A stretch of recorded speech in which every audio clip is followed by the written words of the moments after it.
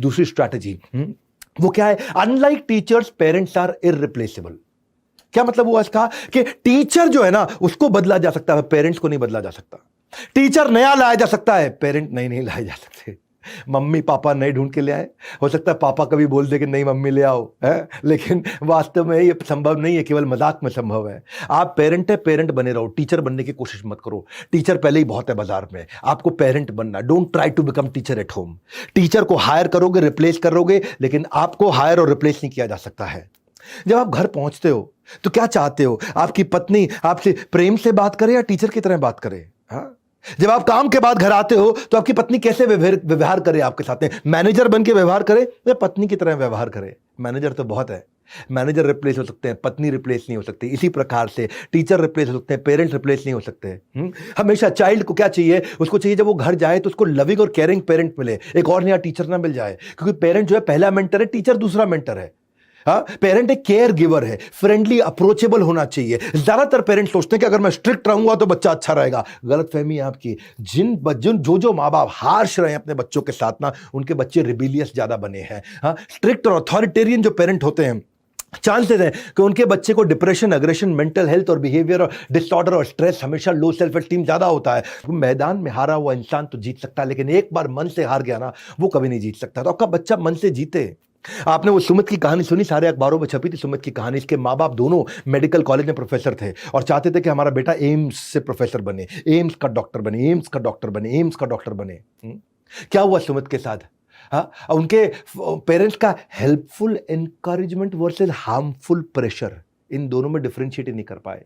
वो helpful encouragement नहीं, वो हार्मफुल प्रेशर हो गया सुमित के ऊपर। सुमित डिरेल कर गया, हर रोज सुबह उठता था, प्रेशर के साथ उठता था। हाँ? और वो उसके पोटेंशियल को खत्म कर बैठा, डिप्रेशन में चला गया, और क्या हुआ? वो हार गया, इसके आगे सुसाइड कर गया।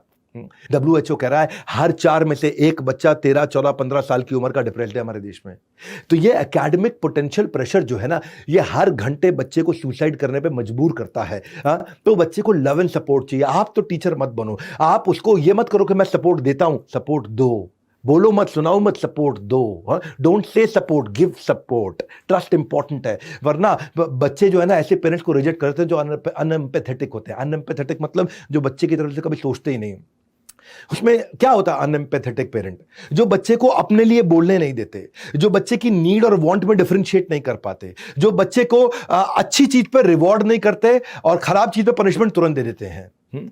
बच्चे को आप मॉनिटर करना है, उसको निवाला सोने का दो और नजर चील की रखो। क्या बोलता हूं मैं, बढ़िया।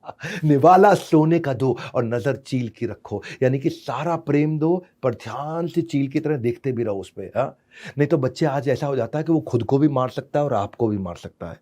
ग्रेटर नोएडा की वो कहानी सोसाइटी में आपको पता है, जो बच्चे को बाद में इंदौर से ढूंढ के पकड़ा गया था। क्या हुआ था ग्रेटर नोएडा की वो सोसाइटी में? वो उसकी माँ सारा दिन उसको किच किच किच किच किच किच किच किच करती रहती थी, और माँ और बहन दोनों का मर्डर करके रात भाग गया था वो।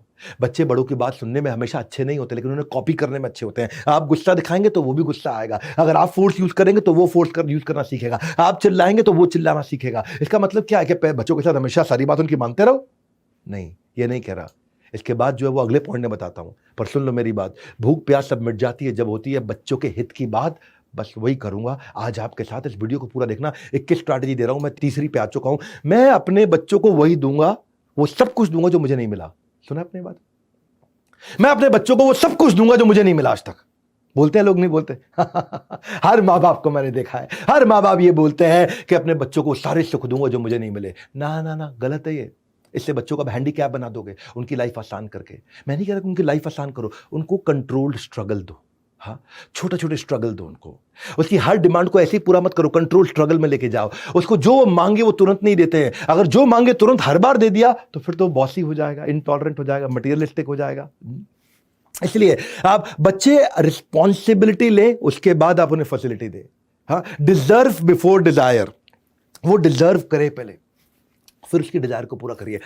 रिस्पॉन्सिबिलिटी के बाद फैसिलिटी, उसको कैसे इंस्पायर करें कि वो छोटे-छोटे स्ट्रगल देखे, रिजेक्शंस को फेस करे, आगे बढ़े, तब आप उसको बेनिफिट दें। अपॉर्च्युनिटी दें उसको एक्सपीरियंस करने के लिए इन स्ट्रगल्स को। ये स्ट्रगल्स जो है ना, वो नेसेसरी हैं उसकी एक्सपीरियंस करने के लिए, ताकि वो फ्यूचर में बड़ी-बड़ी कठिनाइयों को हैंडल कर पाएगा। क्या है, दे विल बिकम, अदरवाइज़ पता क्या, उनकी अनरीजनेबल स्पेंडिंग हैबिट्स हो जाएँगी और वो मनी मैनेजमेंट भी नहीं सीख पाएँगे अगर सारे बेनिफिट उनको मिलते रहे, क्योंकि वो ओवर डिपेंडेंस है आपके फ्री फ्लोइंग बेनिफिट को लेकर के। स्ट्रगल नहीं करेगा तो वैल्यू नहीं करेगा। WHO कहता है कि पेरेंट्स जिनको नहीं मालूम है, जो बच्चों को स्ट्रगल करना नहीं सिखा पाते हैं, they are breeding nasty viruses. इसलिए कह रहा हूं, बच्चों पे ना एक एहसान करो कि उनको, उनके ऊपर मुफ्त के एहसान मत करो। सलमान खान ने, मैं बोल रहा हूं यार, बच्चों पे एक एहसान करें कि उन पे मुफ्त के एहसान ना करें। आपके बच्चे आपको जिंदगी भर के धन्यवाद करेंगे कि आपने उनको बिगाड़ा नहीं, बर्बाद नहीं किया। तो करा कैसे जाइए, बच्चों को डेफर्ड ग्रेटिफिकेशन सिखाइए। क्या मतलब होता है इसका? अगर उन्हें कुछ चाहिए तो ऐसा कुछ करिए कि उसको अर्न कर सकें। उनको एज अप्रोप्रिएट, उनकी उम्र के हिसाब की कुछ एक्टिविटी दे दें। हाँ, अगर आपको बच्चा कहता है मुझे वीडियो गेम खेलना है, उसके लिए 1000 रुपए जमा करा दो, तो उसको बोलो ये वीडियो गेम किस कंपनी ने बनाई, ये कैसे इतना कमा रही है, इसके बारे में रिसर्च करो, उसके बारे में समझो। वीडियो गेम खेलने के इंटरनेट ने मुझे 10 नुकसान बताओ। हाँ, उसे कुछ ना कुछ एक्टिविटी दो, वो एक्टिविटी कंप्लीट करेगा, वो रिसर्च करके आएगा। मैंने किया था, हाँ, ये हमारे एक कॉलीग के बेटे के साथ किया। वो तो हमेशा वीडियो गेम खेलने में लगा रहता है, क्या किया जाए? तो मैंने उनको बोला कि एक काम करते हैं, उस बच्चे को बोला मैंने, आप मुझे पहले ये रिसर्च करके बताओ कि वीडियो गेम खेलने के 10 नुकसान क्या है। वो गया, इंटरनेट से पहला राउंड कॉपी मारा। मैं कहा अच्छा नहीं लगा, थोड़ा और डिटेल में जाओ। फिर उसने 5 पेज का एक डॉक्यूमेंट बनाया। 10 साल के बच्चे ने 5 पेज का डॉक्यूमेंट बनाया कि वीडियो गेम खेलने के 10 नुकसान क्या हैं। और उसके बाद वो क्या बोला, अब ज़्यादा खेलूंगा नहीं। और बेचारे के बच्चे का खेलना भी कम हो गया अपने आप। उसे गोवा जाना है तो उसे पूछो गोवा में इंटरनेट पर रिसर्च करके बताओ गोवा में ढूंढने के लिए, घूमने के लिए क्या क्या है। अमृतसर जाना है, प्लेसेस ऑफ विजिट ढूंढ के बताओ। उसे कुछ भी चाहिए, उसे अर्न करने दो। अगर उसे नया खिलौना चाहिए तो उसे बोलो एक हफ्ता जब तुम सारे कमरों को साफ करोगे तो तुम्हें नया खिलौना मिल जाएगा। हाँ, तो ये क्या है, आप उसको स्ट्रगल दे रहे हो उसको अचीव करने के लिए। वो कहता है मुझे बाहर खाना है, तो पहले 6 दिन घर पे जो लौकी बनी है वो अच्छे से आपको खानी है, तब आपको बाहर खाने को अलाउ करेंगे हम। ये इससे क्या होगा, वो अर्न करेगा उसको और वो इंस्पायर्ड रहेगा, वो नई नई चीजें सीखेगा भी इसके साथ में। और ऐसा नहीं लगेगा फ्री में मिल रहा है सब कुछ। बस यही है, हमें ये बहुत जरूरी है सीखना कि बच्चों को हम ऐसे इंटेलिजेंट स्ट्रगल्स दें।